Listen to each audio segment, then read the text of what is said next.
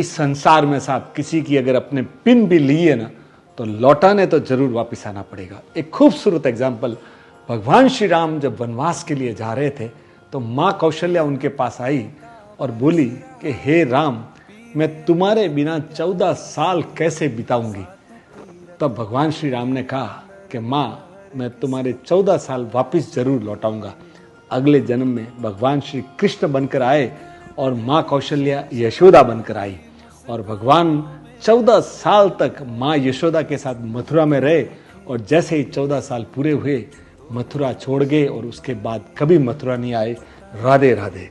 कहते हैं साहब, भगवान श्री कृष्ण जब 125 साल के हो गए, उनके चेहरे पे एक भी झुर्री नहीं थी और आखिरी अवस्था में एक वन में बैठे थे और एड़ी ऊपर लगाकर और बांसुरी बजा रहे थे।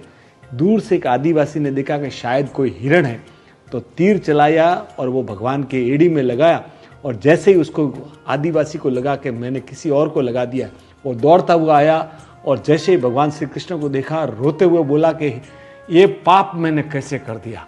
तब भगवान श्री कृष्ण ने कहा कि कोई पाप तुमने नहीं किया है, ये वही तीर है जो पिछले जन्म में मैं राम था और तुम बाली थे और तब मैंने तुम्हारे ऊपर छोड़ा था और तुम अभी आदिवासी बनकर वापस मुझे लौटा रहे हो, तो तुम्हारे ऊपर कोई पाप नहीं चढ़ रहा है सर। ईश्वर को भी साहब कर्मों का हिसाब तो देना ही पड़ता है। तो राधे राधे साहब, कोई भी कर्म करने से पहले सोच समझ कर